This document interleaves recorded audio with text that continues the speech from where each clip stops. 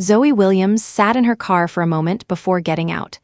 The engine of the old Honda Civic made a tired clicking sound as she turned it off. The parking lights of the restaurant reflected on the scratched hood. She looked at her hands resting on the steering wheel. They were steady. That surprised her. She had driven 10 hours straight to get here. Her legs ached. Her eyes burned from lack of sleep. A thin leather folder sat on the passenger seat. Inside it was her doctorate diploma. 5 years of study. 5 years of sacrifice. 5 years of silence from her family. Tonight was supposed to be different. The restaurant was called Leal. It was one of the most expensive places in Atlanta. Crystal lights hung from the ceiling. Large glass windows showed the city glowing outside. The valet took her keys and paused when he saw the car. His face showed judgment before he forced a polite smile. Zoe walked inside alone. The private dining room was already full. Laughter bounced off the walls. Perfume hung heavy in the air. Gold and silver decorations sparkled under the lights. Everyone was dressed in their best clothes. Her mother, Bernice Williams, sat at the head of the table. She wore a shining gold dress covered in sequins. Her hair was perfect. Her smile was loud. She looked powerful. Next to her sat Chantal, Zoe's younger sister. Chantal looked flawless. Her makeup was smooth. A diamond necklace rested on her chest. Her husband, Brad, sat beside her. He leaned back with confidence, speaking loudly. People listened when he talked. Zoe walked toward the far end of the table. There was one empty chair left. No one stood to greet her. No one smiled. Her father, Thomas, glanced at her for a second, then looked away. "You are late," Bernice said sharply. Zoe pulled out the chair and sat down. "Hello, Mom," she said calmly. Bernice turned back to Brad without replying. The waiter poured wine for everyone else. Zoe received water. Brad spoke about his job. He talked about offices, power, and leadership. He enjoyed the attention. Bernice laughed at his jokes. Chantal touched his arm with pride. Zoe sat quietly. She placed the leather folder on the table beside her plate. Her heart beat faster. She waited for a pause. She wanted to share her news. Before she could speak, Bernice stood up.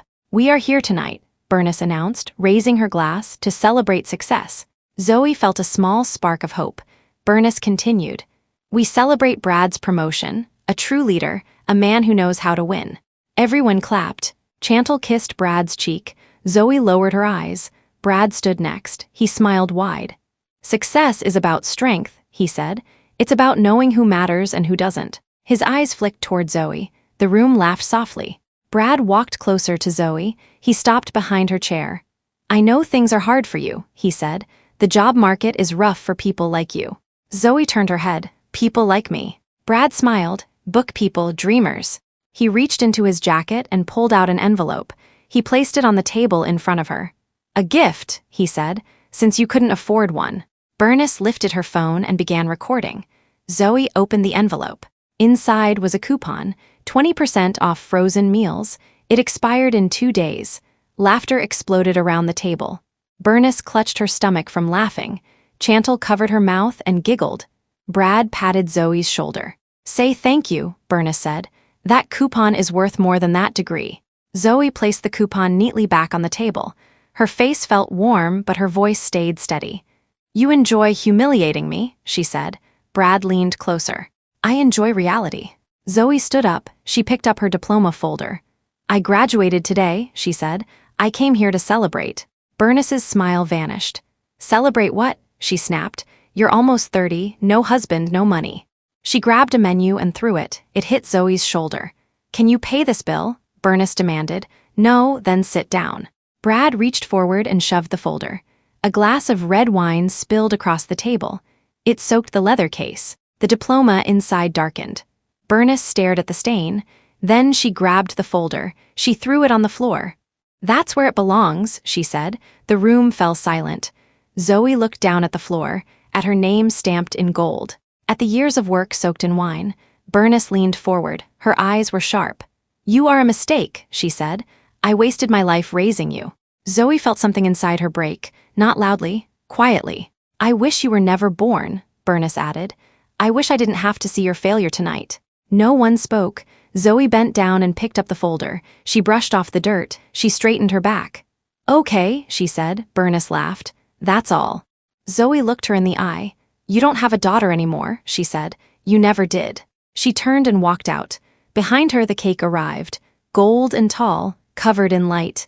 Zoe stepped into the night air. She did not cry, not yet. And as she walked toward her car, she pulled a small phone from her pocket and made a call that would change everything. Zoe sat in her car with the door closed and the windows down. The night air was warm and thick. The noise from the restaurant drifted outside. Laughter, music, celebration, none of it reached her anymore. Her phone rested in her hand. It was small and plain. She pressed a number from memory. The call connected after one ring. Yes, a man's voice answered. "It's Zoe," she said. There was a short pause. "Are you okay?" the man asked. "No," Zoe replied, "but that doesn't matter. I need you to act." The man was Marcus. He handled operations for her company. He trusted her. He never asked unnecessary questions. "I want you to activate the holding company," Zoe said, "the one we prepared for aggressive purchases." Marcus inhaled slowly. "That is serious. Are you sure?" "Yes," Zoe said. Her eyes stayed fixed on the restaurant doors. "Buy the debt, all of it." "The business loans?" Marcus asked. "Yes." "The personal assets connected to it?" he added. "Yes," she said again. "Every single one." Marcus hesitated. "That will destroy them." Zoe did not answer right away. Her grip tightened on the phone. "They destroyed me first," she said. "Understood," Marcus replied. "I will move immediately." Zoe ended the call. She placed the phone on the seat beside her and started the engine. The car pulled away from the curb. In the rearview mirror, the restaurant lights faded. Inside the restaurant, Bernice raised her glass again. She laughed loudly. The cake was cut. Toasts continued. She did not notice the empty chair at the far end of the table. The next morning arrived quietly. Bernice woke up in her large bedroom. Sunlight filtered through sheer curtains. She stretched and smiled. Her phone lay on the nightstand. She picked it up, already expecting praise messages from friends. Instead, there were alerts, missed calls, bank notifications, payment failures. She frowned and sat up. Across town, Zoe sat in her office. The space was simple but clean. Large windows overlooked the city. She wore a dark blazer. Her hair was tied back. Her face showed no emotion. Multiple screens glowed in front of her. "Everything is complete," Marcus said through the speaker. "The debt is ours." Zoe nodded. "Proceed." At Bernice's salon, the card reader beeped sharply. The receptionist frowned. "Your payment didn't go through," she said. Bernice laughed. "Try again." The machine beeped again. "That's strange," Bernice muttered. She pulled out another card, declined. Her smile faded. At the same time, Brad sat in his luxury condo scrolling through his phone. He wore silk pajamas. He opened a banking app. His eyes widened. "What the hell?" he whispered. He called the bank. The call went to voicemail. Across town, Chantal filmed herself in front of a mirror. Ring lights shone on her face. "Good morning, loves," she said brightly. "Today is all about gratitude." Her phone buzzed. She frowned but ignored it. In Zoe's office, Marcus typed rapidly. "Foreclosure notices are prepared," he said. "Vehicle loans, too." "Send them," Zoe replied calmly. By noon, chaos had started. Brad paced his living room, his phone pressed to his ear. "They froze everything," he shouted. "This is a mistake." No one listened. Bernice stormed into the bank. Her heels clicked loudly against the floor. "I want a manager," she demanded. The teller looked nervous. "Your accounts are under review." "Review by who?" Bernice snapped. The teller checked the screen. "Z Holdings." Bernice's chest tightened. "I don't know that company." Meanwhile, Zoe watched quietly. A new message appeared on her screen. "Process server delivered notice," Marcus said. "House included." Zoe closed her eyes for a moment. At Brad's condo, his phone rang. "Brad," a deep voice said. "You're late." Brad swallowed. "I just need more time." "You don't have it," the voice replied. "We will collect." The line went dead. Brad's hands shook. In the bedroom, Chantal practiced a smile for her followers. She adjusted her hair and kept talking about success. She did not hear Brad enter the closet. He opened the safe. He took jewelry. Later that evening, Zoe parked across the street from a pawn shop.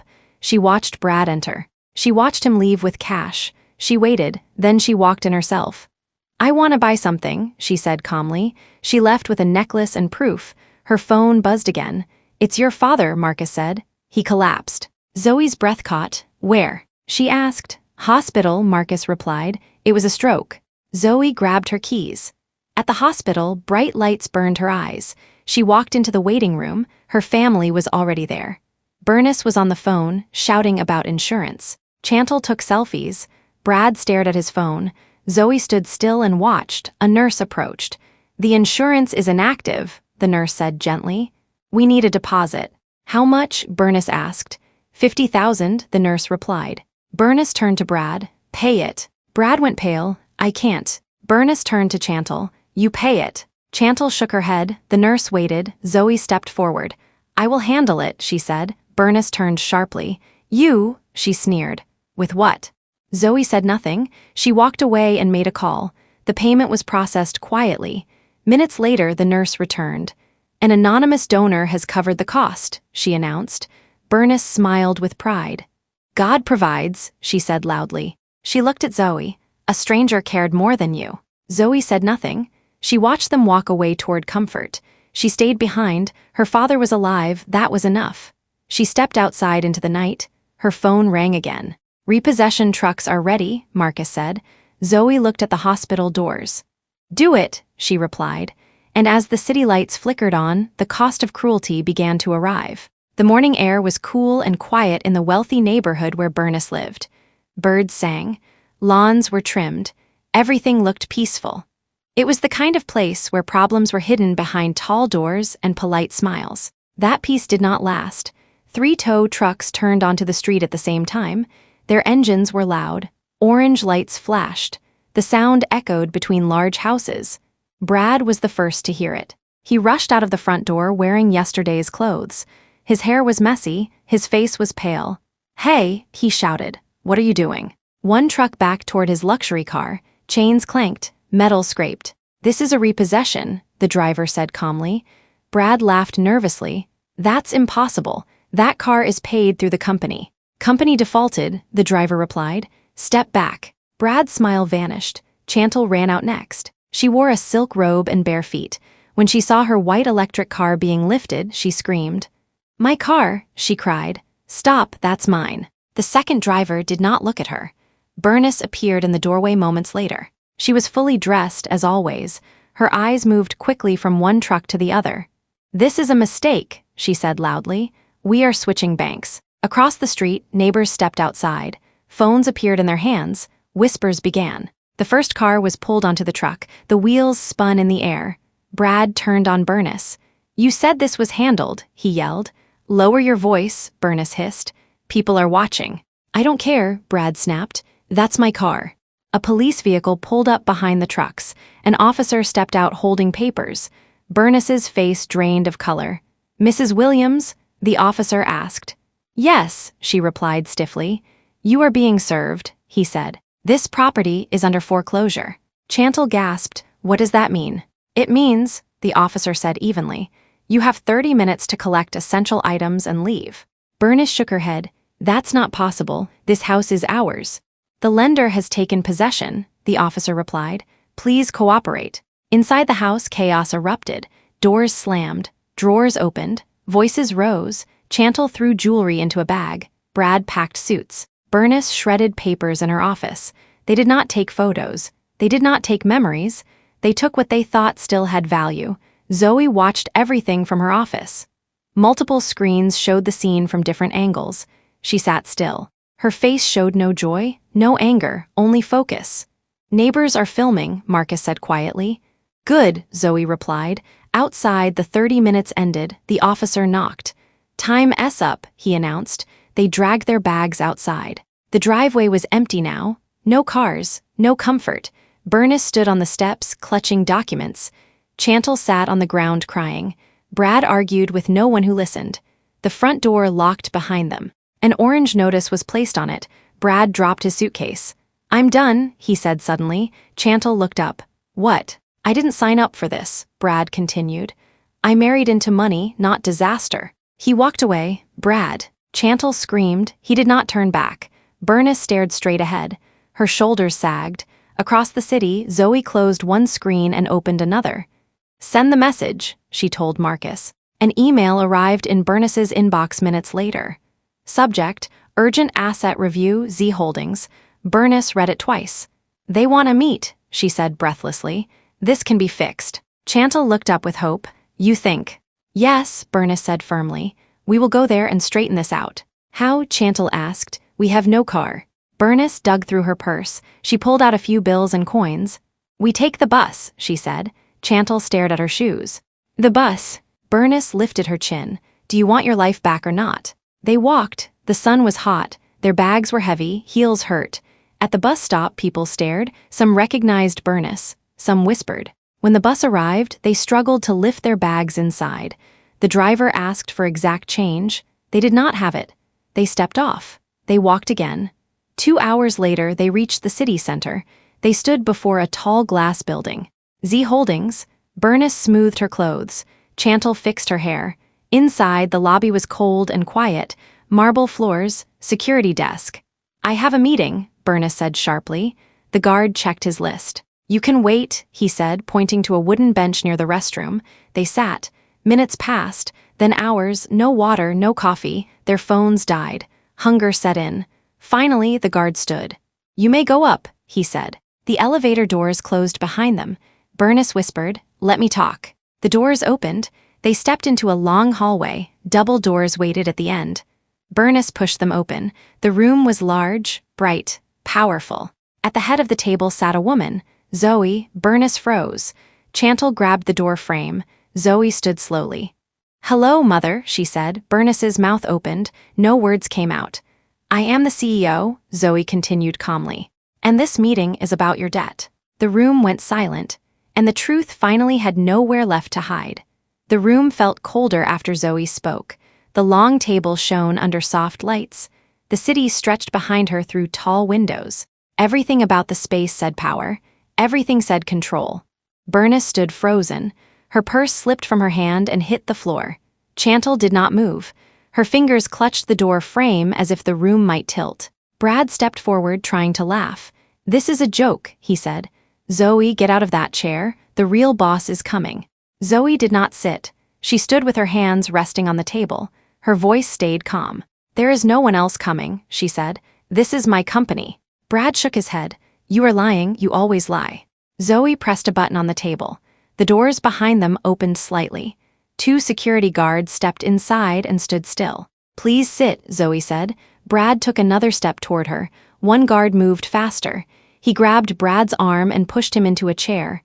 Do not touch her, the guard warned. Bernice gasped.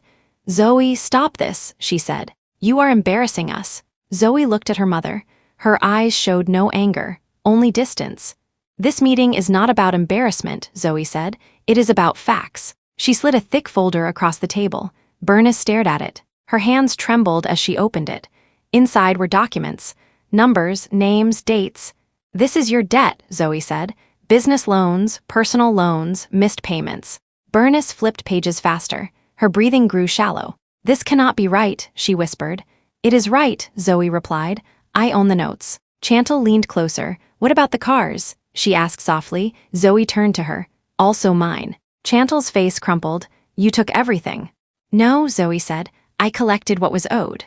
Brad laughed loudly. This is illegal, he said. You cannot do this. Zoe turned toward him. I can, and I did. She opened another folder. This is Zenith Consulting, Zoe said. The company you build every month. Bernice nodded quickly. Yes, for advice. Zoe pushed a document forward. Brad owns it. The room went silent. Chantal grabbed the paper. Her eyes scanned the page. That is your old address, she said slowly. Brad stood up. You don't understand, he said. I was managing cash flow. You were stealing, Zoe replied. She turned another page. These are gambling payments, Zoe said. And these are personal expenses. Chantal covered her mouth. Tears formed. You said those trips were work, she whispered. Brad's face hardened. Shut up. Bernice stood. Her chair scraped loudly. You used us, she said. You took everything. Brad snapped back. You wanted the image. I gave it to you. Zoe watched them argue. She said nothing. Then she reached into her bag. She placed the emerald necklace on the table. Brad's eyes widened. I recovered this, Zoe said. After you sold it. Chantal let out a broken sound. You sold it, she asked. Brad backed away. I needed cash. Bernice sank into her chair. Zoe stepped back to the head of the table. This is the end of discussion, she said. Brad, you are finished here. Brad lunged forward. "You ruined my life," he shouted. The guards moved at once. Brad struggled, knocking over a chair. One guard restrained him, the other pressed a button near the door. Within moments, police entered. Brad screamed as they took him away. Chantal collapsed into her chair, sobbing. Bernice stared straight ahead. Zoe waited until the door closed. Then she spoke. "You wished I was never born," she said quietly. Bernice looked up. "You told me I was nothing," Zoe continued. "You told me to pick up my life from the floor." She paused, "So I did." Bernice's lips trembled. "Zoe, please, we are family." Zoe shook her head. That ended at the restaurant. She pressed another button. "Security will escort you out," Zoe said. "The bank will contact you with next steps." Chantal stood slowly. Her eyes were empty. Bernice took one last look at Zoe. "You are cruel," she said. Zoe met her gaze. "No," she replied, "I am done." The doors opened again. They were led away. Zoe sat down alone. The room was silent. Her phone buzzed. It was the hospital. Her father had woken up. Zoe closed her eyes. The war was not over. But one battle was finished. And the cost was only beginning to be felt. Zoe remained seated long after the room emptied. The air smelled faintly of broken glass and fear. The city outside the windows looked calm, unaware of what had just ended inside. She placed both hands flat on the table and breathed slowly until her chest stopped tightening. Her phone vibrated again. This time, it was her father. She stared at the screen. The name felt heavy.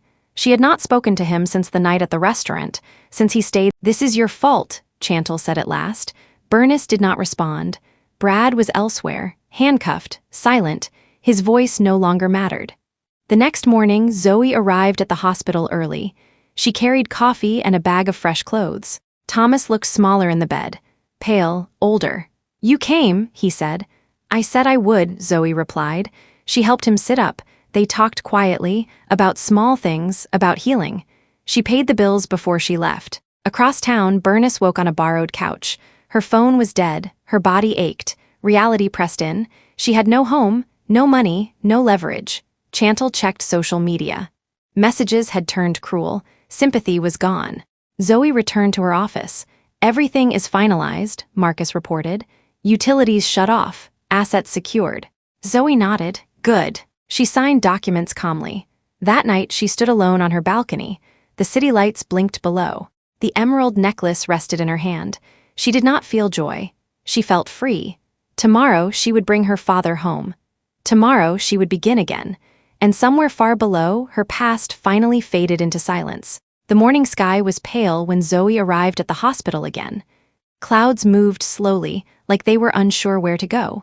She carried a small bag and a calm expression. The nurse at the desk recognized her and nodded. "Room 1012, the nurse said. "He's awake." Zoe thanked her and walked down the hall. The smell of cleaning solution filled the air. Machines hummed softly behind closed doors. Thomas was sitting up when she entered. He wore a plain hospital gown. His hands rested on the blanket. He looked tired, but his eyes were clearer than before. "Good morning," Zoe said. He smiled faintly. "You always were an early riser." She placed the bag on the chair. "I brought clothes and coffee." His eyes filled with tears. "You didn't have to." "I wanted to," she replied. A doctor came in soon after. He spoke carefully. The stroke had been serious, but recovery was possible. Rest, therapy, time. Zoe listened closely. She asked questions. She took notes. Thomas watched her with quiet pride. Later that day, she signed discharge papers. She arranged transport. She paid without hesitation. They left the hospital together. The condo was quiet and bright. It overlooked a small park. Birds moved between trees. The building smelled new. "This is too much," Thomas said softly as he stepped inside. "It's enough," Zoe replied. "That's all." He placed his bag down slowly. He looked around. "Where will your mother stay?" he asked. Zoe paused. "That is not my responsibility." He nodded. "I understand." That evening, Bernice sat alone in a cheap motel room. The lights flickered. The air smelled stale. Chantal lay on the bed scrolling through her phone. No one answered their calls anymore. Bernice stared at the wall. Her anger had nowhere to go. "Zoe did this," Chantal muttered. Bernice said nothing. Across the city, Zoe worked late. Emails came and went. Deals moved forward. Her company grew stronger. But when night came, she felt the weight again. She stood in the kitchen and watched her father sleep in the guest room. He looked peaceful. Her phone buzzed. It was a message from Marcus. "Everything is settled, no further actions pending." Zoe replied with one word, "Good." She sat at the table and thought about the past, about silence, about survival. She did not regret her choices. The next day, Thomas grew stronger. They took short walks. They ate meals together. They talked about books and weather. He apologized again. Zoe listened. Forgiveness came slowly, but it came. Bernice tried to call once. Zoe did not answer. Chantal sent messages. Zoe deleted them. Weeks passed. Zoe attended her graduation ceremony alone. She wore her gown with pride. She held her diploma high. Thomas clapped from the audience. That night they celebrated quietly at home. No speeches, no cruelty, just peace. Zoe stood on the balcony later looking at the stars. She had built something real, and she would protect it. The city was quiet in the early hours of the morning. From the balcony, Zoe could see lights still glowing in office towers and apartment buildings. Other people were awake too. Other people were carrying their own stories. She was no longer angry. She felt clear. Inside the condo, her father slept peacefully. The soft rise and fall of his breathing was steady. That sound mattered more to her than anything else she owned. Zoe stepped back inside and closed the balcony door gently. Over the next few days, life settled into a new rhythm. Thomas attended therapy sessions. He walked a little farther each day. Some mornings were hard, some nights were quiet, but the fear slowly loosened its grip. Zoe worked during the day and came home in the evenings. She cooked simple meals. They ate together at the small table near the window. They talked about things that never felt safe to talk about before. One evening, Thomas spoke carefully. "I stayed quiet for too long," he said. "I thought peace meant silence." Zoe listened. She did not interrupt. "I see now that silence was just another kind of harm," he continued. "I can't change the past, but I can choose better now." Zoe nodded. "That's enough." He smiled, relieved. Across town, Bernice woke each day angrier than the last. The motel room felt smaller every morning. Chantal barely spoke to her. Blame hung between them like smoke. Bernice tried calling old friends. Some did not answer. Some were suddenly busy. Church members stopped returning messages. Reputation, once lost, did not come back easily. Chantal scrolled through social media, watching others live the life she believed belonged to her. Sponsors disappeared. Followers dropped. Sympathy turned into silence. One night, Chantal said, "We should talk to Zoe." Bernice laughed bitterly. "She won't answer." "She owes us," Chantal said. Bernice looked at her daughter. For the first time, she had no argument left. Weeks passed. Zoe received her final confirmation from the university. Her degree was officially recognized. Her name was printed correctly. Her work was honored. She framed the diploma herself and placed it on the wall of her office, not as proof to anyone else, but as a reminder to herself. One afternoon, Marcus stopped by. "You did what many people can't," he said. "You walked away without begging for approval." Zoe smiled slightly. "I stopped asking people to love me when they were only capable of control." Marcus nodded. "That takes strength." That evening, Zoe received a letter in the mail. It was handwritten. The envelope was plain. She recognized the writing. She did not open it right away. She sat at the table and stared at it for a long time. Then she placed it in a drawer and closed it. Some doors did not need to be reopened. That night, Zoe and her father sat on the couch watching an old movie.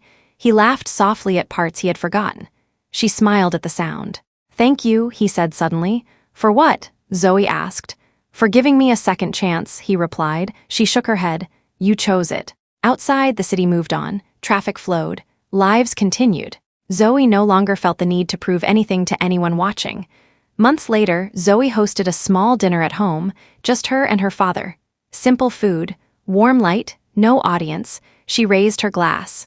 "To peace," she said. Thomas raised his glass too. "To courage." They drank. Late that night, Zoe returned to her balcony. The air was cool. The city lights shimmered. She thought about the girl who had sat at the end of the table. The girl who had held her future while others laughed. That girl had survived. She thought about the woman she was now. Calm, steady, unmoved by cruelty. She understood something clearly at last. Family was not about blood. It was about safety.